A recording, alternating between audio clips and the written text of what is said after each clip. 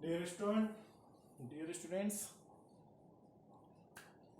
आज अपन जो हमारा चैप्टर चल रहा है सरफेस केमिस्ट्री, इसमें पिछली क्लास में हमने कोलाइडी विलयनों को बनाने की विधियों को पढ़ा था, जिसमें मैंने आपको परिक्षेपण विधियां और संघनन विधियां बताई थी।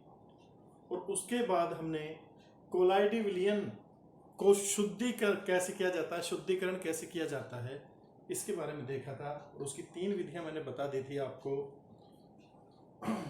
अब अपना अगला जो टॉपिक आता है कोलाइडों के गुण, तो इन गुणों के बारे में पढ़ेंगे। कोलाइडों के गुण, एक एक गुण को देखेंगे अपन अच्छे से। कोलाइडों के गुण, सबसे पहला गुण जो इसका है, आपके हम पढ़ ही चुके हैं कि कोलाइड जो होते हैं वो विषमांगी प्रकृति के होते हैं। कैसा मिश्रण है? विषमांगी मिश्रण है। जो विलयन होते हैं वो समांगी मिश्रण होते हैं, और कोलाइड और निलंबन कैसे होते हैं? विषमांगी मिश्रण। तो एक तो ये इसका गुण है विषमांगी प्रकृति। विषमांगी प्रकृति,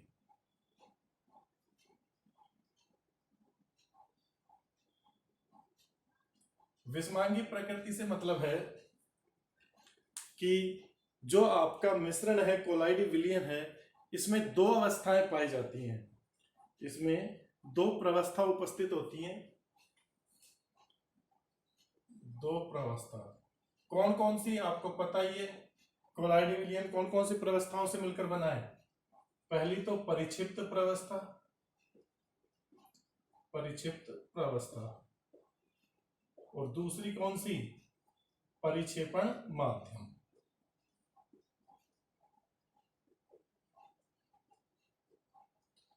डिस्पर्सियन फेज, डीपी बोला था इसको, और इसको डीएम, डिस्पर्सियन मीडियम। तो ये अपन पढ़ चुके हैं, विषमांगी प्रकृति होती है। दूसरा इसका जो गुण है वो है अस्थिरता या स्थायित्व की कमी। दूसरा जो गुण होगा वो क्या होगा? अस्थिरता।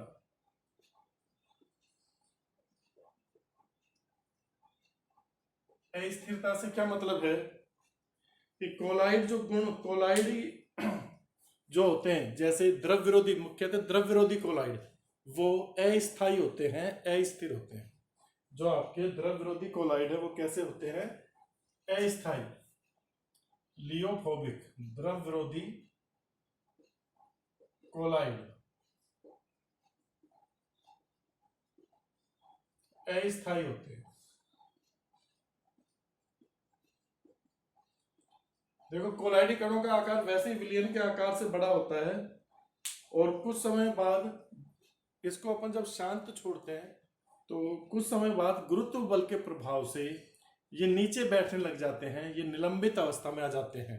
जो कोलाइड के कण हैं वो किस में आ जाते हैं? निलंबित अवस्था में आ जाते हैं कुछ समय पश्चात। तो ये कैसे हैं? अस्थिर है या अस्थायी है। तीसरा आता है सतही क्षेत्रफल। सतही क्षेत्रफल, कोलाइडी विलयन में जो कोलाइडी कण होते हैं, इन कणों का सतही क्षेत्रफल बहुत अधिक होता है। कोलाइडी कणों का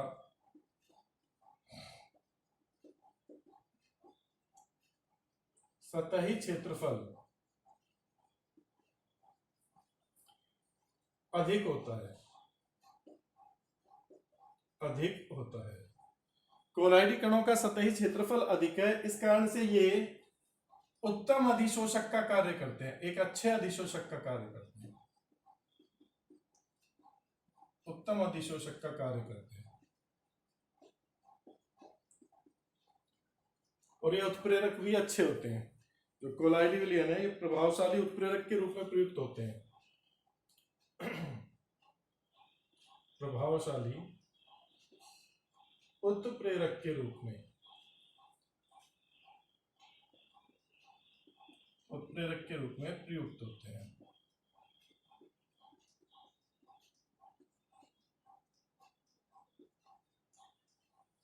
ये आपके विषमांगी प्रकृति हो गई, अस्थिरता हो गई, सतही क्षेत्रफल हो गई। ये 3 गुण तो हो गए। अगला आपका जो गुण आता है वो आता है रंग।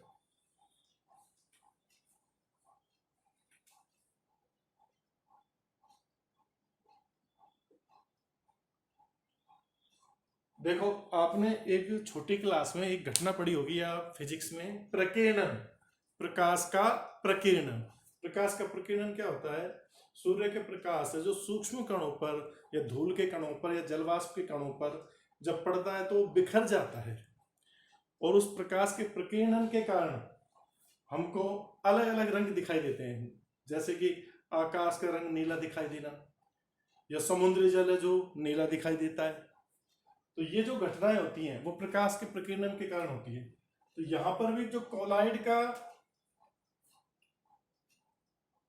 रंग है वो प्रकाश के प्रकीर्णन पर निर्भर करता है। प्रकाश का प्रकीर्णन होता है पर निर्भर, और प्रकाश का जो प्रकीर्णन है वो किस पर निर्भर करता है? कोलाइडी कणों के आकार पर। ये कोलाइडी कणों के आकार पर निर्भर करता है। कोलाइडी कणों के आकार पर निर्भर करता है। फॉर एग्जाम्पल, अगर हम सिल्वर सोल लें, एजी का सोल, उदाहरण के लिए एजी का सोल, तो एजी के सोल में सिल्वर कण का आकार, सिल्वर कण का आकार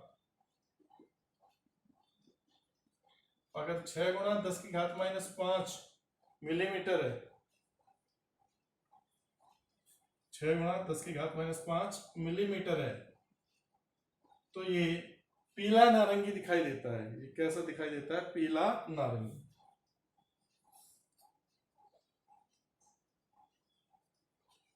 और अगर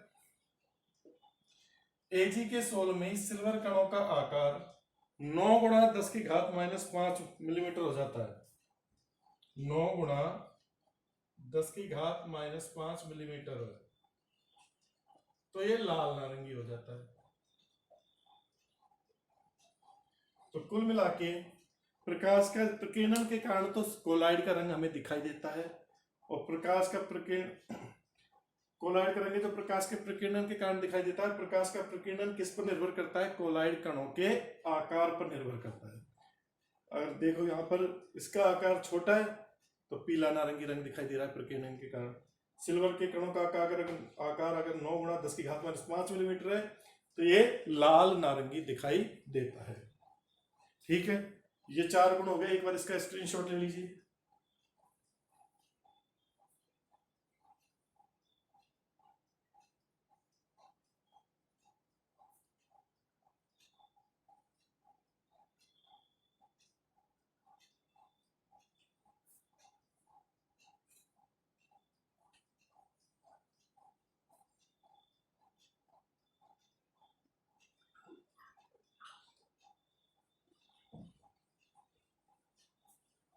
अब देखते हैं अगला गुण।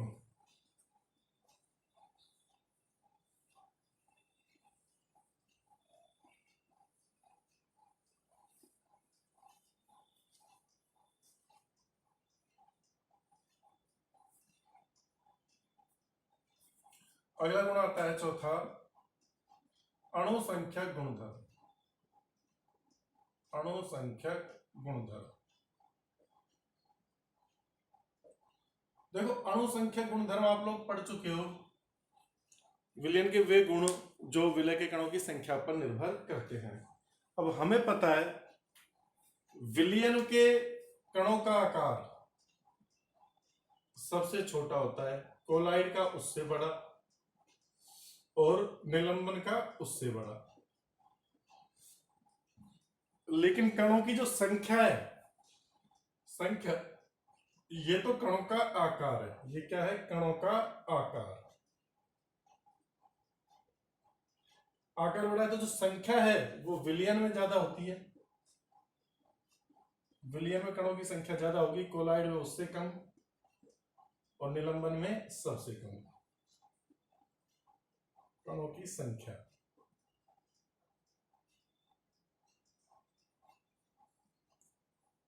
और कणों की संख्या इसमें कम है, तो अणु संख्या गुण धर्म है जो कणों की संख्या पर निर्भर करते हैं।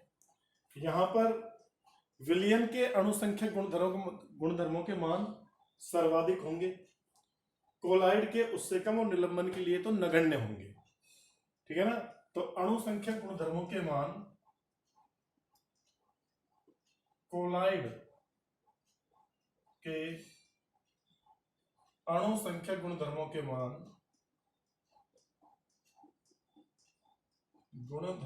मान विलयन की तुलना में कम होते हैं, विलयन की तुलना में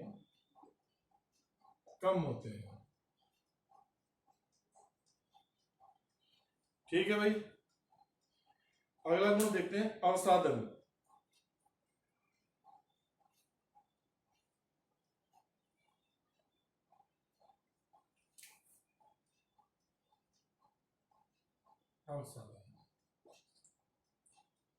अवसादन क्या है? अगर हम सोल को किसी अपकेंद्रीय मशीन से ऐसे जोर जोर से घुमाते हैं, अपकेंद्रीय मशीन से, जैसे छाछ बिलोते हैं, छाछ बनाते हैं ना, सॉरी दही बिलोते हैं, छाछ बनती है। तो जो छाछ बिलोते हैं उसमें उसको जो अपकेंद्रण मशीन रहती है उससे अगर अपन उसी प्रकार से इसको घुमाएं तो आपके जो परिक्षिप्त प्रवस्था के कण हैं वो अलग हो जाएंगे, निसादित हो जाते हैं। क्या हो जाते हैं? निसादित हो जाते हैं। और इस विधि द्वारा, इस प्रक्रिया को अपन क्या बोलते हैं? अवसादन। किसी सोल को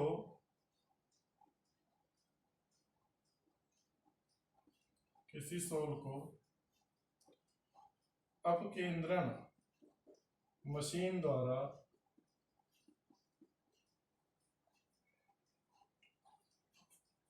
तेजी से घुमाने पर सोल के कण निसादित हो जाते हैं, सोल के कण निसादित हो जाते हैं।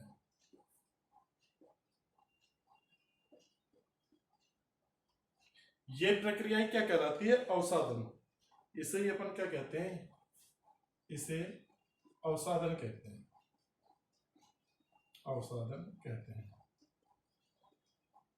दही को मथते हैं, दही को, तो क्या होता है? मक्खन निकल आता है, छाछ बन जाती है और ऊपर मक्खन तैरने लग जाता है, उसी तरह से।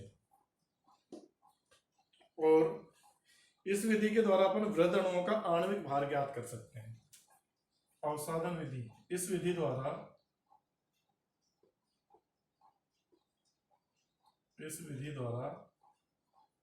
वृहद अणुओं का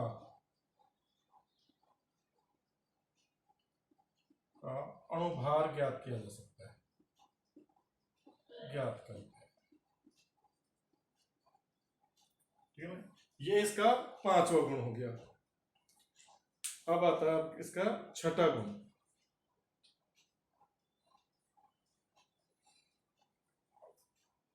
इसका स्क्रीनशॉट ले लीजिए भाई।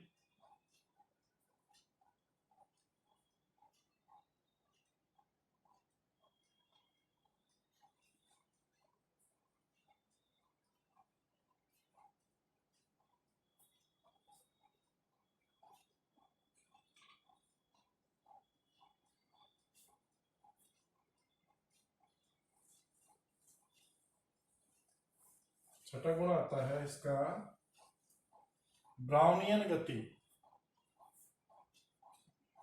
ब्राउनियन गति छठा है। कौन सा हो गया भाई? तो हो गया, तो 7वां है सर, है? छठा है ब्राउनियन गति।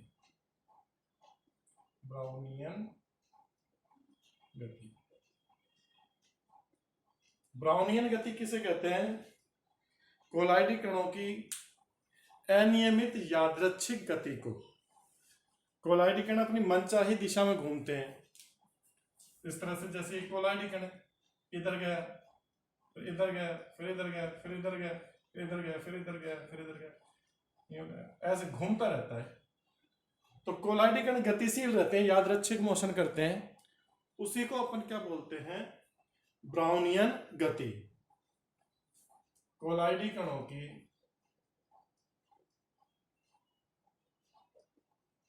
कोलॉइडी कणों की अनियमित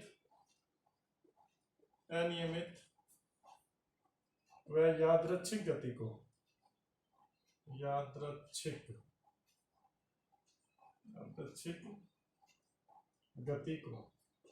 रैंडम मोशन को ब्राउनियन गति कहते हैं।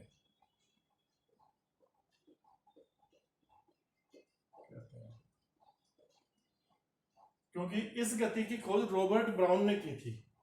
इस गति की खोज किसने की थी? रॉबर्ट ब्राउन ने पादपों के पराग कणों में सर्वप्रथम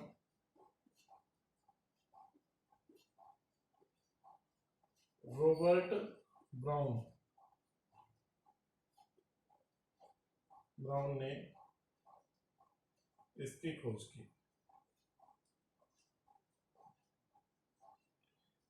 कहां देखा था? पादपों के पराग कणों में, पादप के पराग कणों में।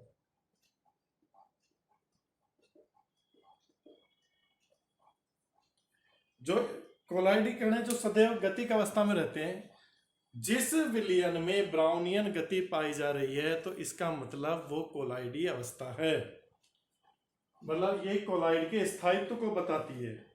ये किसको बताती है? कोलाइड के स्थायित्व को बताती है। अगर ब्राउनियन गति रुक जाएगी तो कोलाइड भी समाप्त हो जाएगी, कोलाइड अवस्था भी नष्ट हो जाती है। ठीक है ना भाई? और ब्राउनियन गति कोलाइड की प्रकृति पर निर्भर नहीं करती, ये ध्यान रखना भाई। ब्राउनियन गति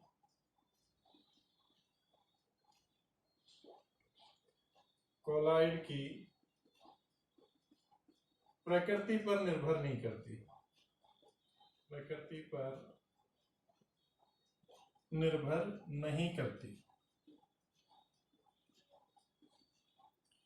तो ये किस पर निर्भर करती है? ये आपकी निर्भर करती है कोलाइड कणों के आकार व परिक्षेपण माध्यम की शानता पर। बल्कि कोलाइड कणों के आकार व परिक्षेपण माध्यम की शानता पर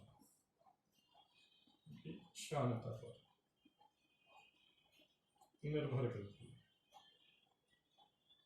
ठीक है ना? ये याद रखना भैया। मतलब अगर कोलाइड कण का आकार छोटा और शानता कम होगी तो ब्राउनियन गति तीव्र गति से होगी। ठीक है ना? कोलाइड कणों का आकार छोटा, कोलाइड कणों का आकार छोटा हो और परिक्षेपण माध्यम की शानता कम हो, परिक्षेपण माध्यम की शानता कम हो, परिक्षेपण माध्यम की शानता कम हो तो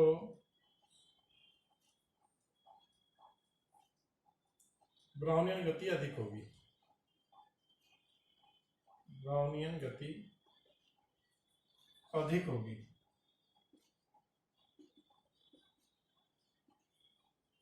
ठीक है भाई?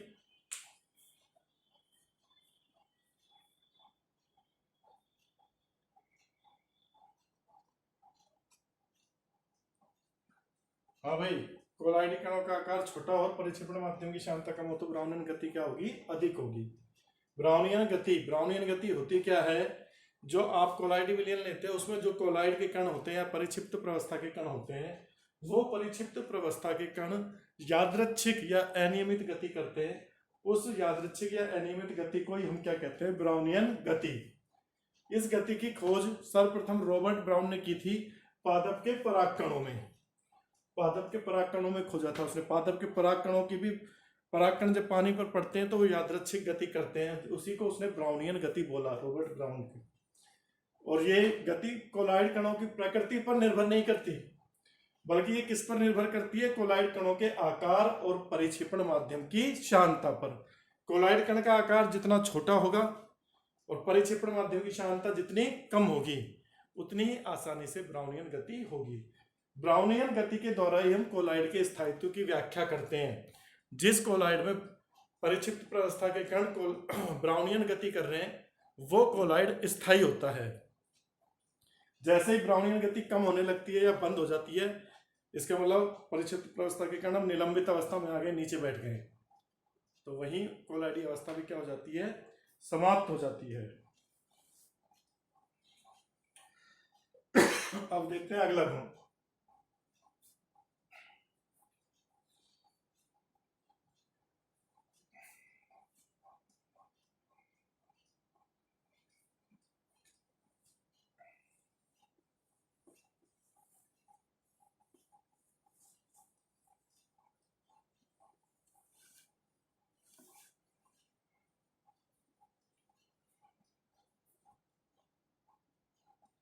अगला गुण आता है विद्युतीय गुण। सातवां जो गुण आता है इसका विद्युतीय गुण। विद्युतीय गुण क्या है? वैसे तो जो कोलॉइडी विलयन होते हैं वो कैसे होते हैं, उदासीन होते हैं। और क्या होते हैं, उदासीन। लेकिन परिक्षिप्त प्रावस्था के कणों पर जो आवेश उपस्थित होता है वो ही कोलॉइड का आवेश होता है। परिक्षिप्त प्रावस्था के कणों पर उपस्थित आवेश ही कोलॉइड का आवेश होता है। कोलॉइड का आवेश होता है। इसके बारे में पहले भी बताया था मैंने। कहाँ बताया था? पैप्टिकरण विधि, पैप्टिकरण मेथड याद है ना? परिक्षेपण विधियों में तीसरी विधि बताई थी, परिक्षेपण विधि, पैप्टिकरण विधि, कि किसी ताजा बने अवक्षेप में विद्युत अपघट्य मिलाकर कोलॉइड विलयन बनाया जाता है। हमने फेरिक हाइड्रोक्साइड का कोलॉइड विलयन तैयार किया था, तो उसमें देखो फेरिक हाइड्रोक्साइड परिक्षिप्त प्रावस्था का कण था, FeOH का होता है। इसका कोलॉइड तैयार किया तो ये फेरिक हाइड्रोक्साइड के कणों पर Fe+3 आयनों का अधिशोषण हो जाता है। किसका अधिशोषण हो जाता है? Fe+3 आयनों का। FeCl3 विलयन जो मिलाते हैं तो Fe+3 आयन तो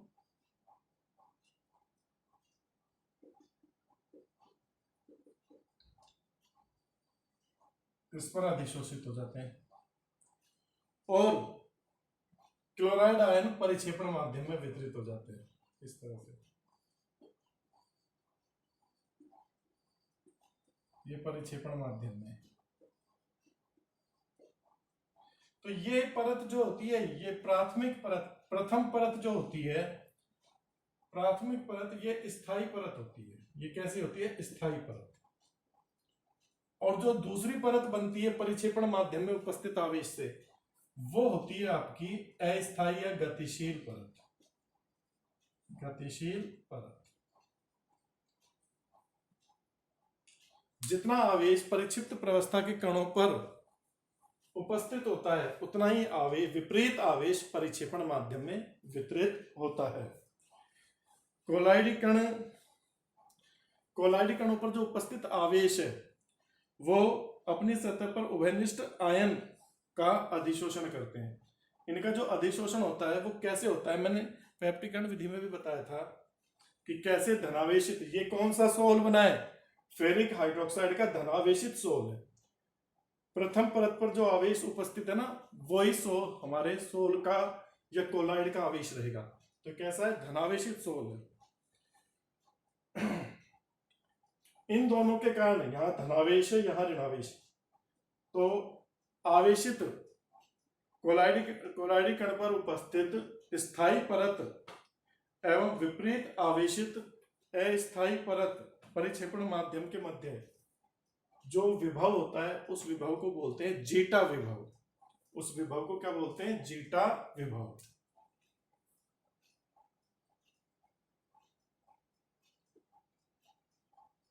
जीटा विभव। और इसकी डेफिनेशन लिख लीजिए। कोलॉइड कण पर उपस्थित कोलाइड कण पर उपस्थित आवेशित स्थायी परत व परिक्षेपण माध्यम विपरीत आवेशित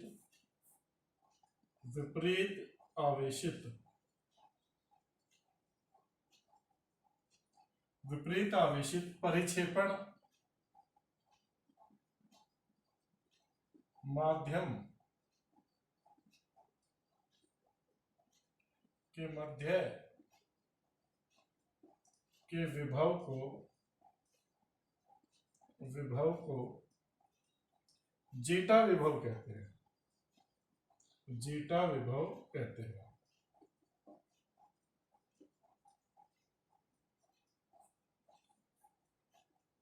यहां पर जो आवेश का अधिशोषण होता है ये वर्णात्मक होता है। ये कैसा होता है? वर्णात्मक प्रकृति का होता है। अब इसका एग्जाम्पल देखेंगे, मैंने उसमें भी बताया था। तो विद्युतीय गुण, इसका मतलब कोलाइड के कणों पर आवेश उपस्थित होता है, ये विद्युतीय गुण प्रदर्शित करते हैं। जैसे मैं आपको कुछ धनावेशित और ऋणावेशित सोलों के उदाहरण लिखा देता हूं। ये इसका स्क्रीनशॉट ले लीजिए भाई।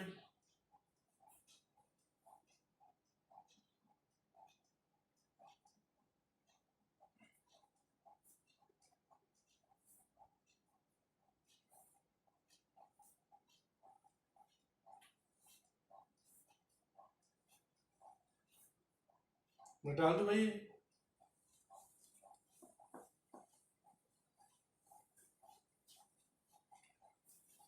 पहले तो हम देख लेते हैं कि आवेश का अधिशोषण कैसे होता है। जैसे सिल्वर आयोडाइड का मेरे को सोल बनाना है, तो सिल्वर आयोडाइड का सोल कैसा बनेगा? धनावेशित बनेगा या ऋणावेशित? ये मैंने उसमें भी बताया था कि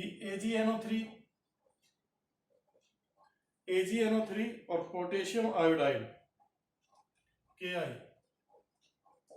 AgNO3 को आप आधिक्य में लोगे तो यहां पर देखो KNO3 प्लस AgI, तो AgI तो आपका क्या हो गया? परिक्षिप्त प्रवस्था का कण हो गया, कोलाइड कण। और इस पर आवेश कौन सा आएगा? इस पर आवेश आता है, इन दोनों आयनों में से कोई एक आएगा। इस विलयन में जो आधिक्य में उपस्थित होगा ना आयन, Ag प्लस और आयोडीन माइनस में से, तो उन दोनों में से एक आएगा। अब अपन ने AgNO3 को आधिक्य में लिया है, तो Ag आयन आधिक्य में, तो इस पर Ag प्लस का क्या हो जाएगा? अधिशोषण। AgI पर Ag प्लस का क्या होगा? अधिशोषण।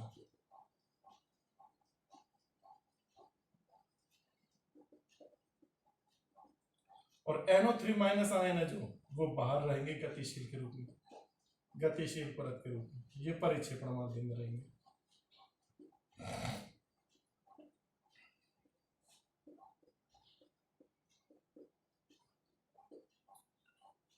तो ये तो आपको कौन सा सोल मिल गया? धनावेशित सोल। अब इसी में अगर मैं क्या करता, AgNO3 कम मात्रा में लूं और Ki को आधिक्य में ले लूं,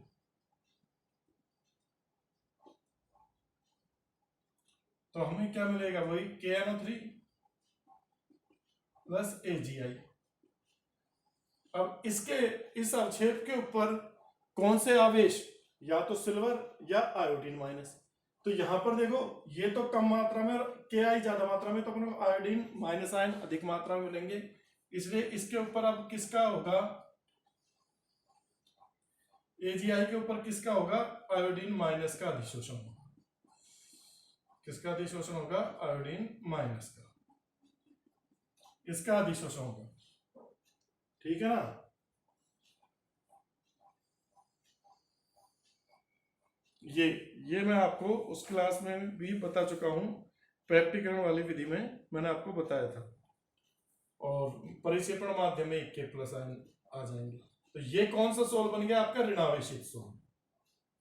ये कौन सा सोल है? ऋणावेशित सोल। स्थायी परत पर जो आवेश होता है वही सोल का आवेश रहता है। ये धनावेशित है, और ये ऋणावेशित। ठीक है, एक बार इसका भी स्क्रीनशॉट ले लो। धनावेशित ऋणावेशित सोल। आयनों का अधिशोषण वर्णात्मक होता है, उन्हीं आयनों का अधिशोषण होता है जो कि आपके परिक्षिप्त प्रवस्था के कण में उपस्थित है। उन्हीं में से किसी एक आयन का अधिशोषण होगा, जो उसको विलयन में ज्यादा मात्रा में मिल जाता है उसी का हो जाता है। यहाँ पर AgNO3 आधिक्य में तो Ag आयनों का आधिक्य हो गया, तो इनका अधिशोषण हो गया।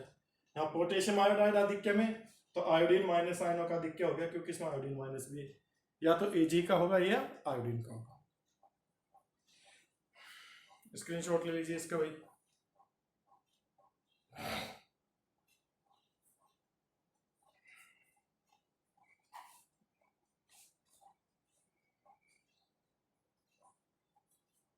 अब देखिए कुछ धनावेशित ऋणावेशित सोल में आपको उदाहरण बता देता हूं।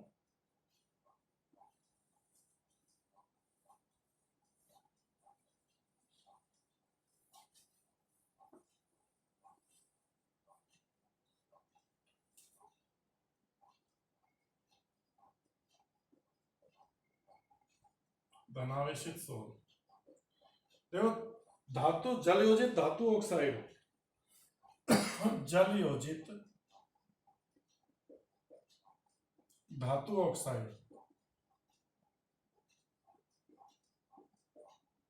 जैसे Al2O3.XH2,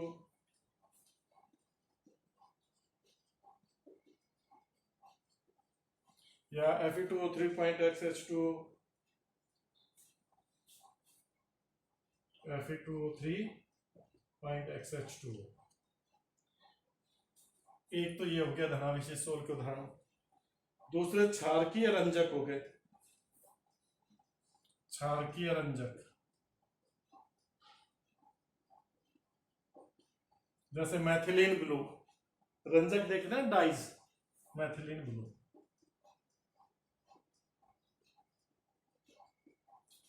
तीसरा आपके हीमोग्लोबिन, हीमोग्लोबिन भी धनावेशित सोल। Fe+2 आयन रहता है ना उसमें, फेरस आयन होता है, इस वजह से संकुल बनाता है।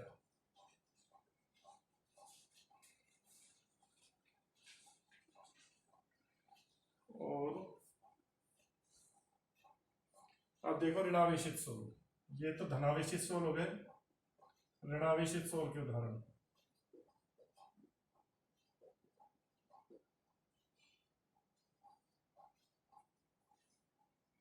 ऋणावेशित सोल धातुओं के सोल मिलते हैं जो सीधे सीधे, कॉपर AgAu के सोल, धातुओं के सोल मिल रहे हैं।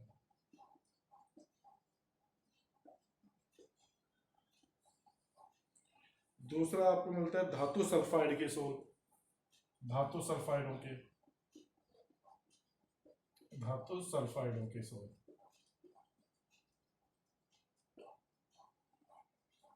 तीसरा आपको अम्लीय रंजक, क्षारीय रंजक है धनावेशित है, अम्लीय रंजक ऋणावेशित है। अम्लीय रंजक कांगोरेड, दोनों के नाम आपने सुने हैं। आपके स्टार्च गोंद जिलेटिन चारकोल, स्टार्च गोंद जिलेटिन चारकोल, ये भी ऋणावेशित सोल के उदाहरण है। और सैलिसिलिक अम्ल लेटेक्स, सैलिसिलिक अम्ल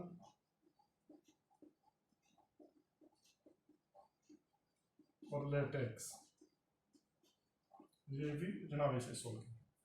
तो ये धनावेशित और ऋणावेशित सोल के उदाहरण हो गए, ये आपको ध्यान में रखने हैं।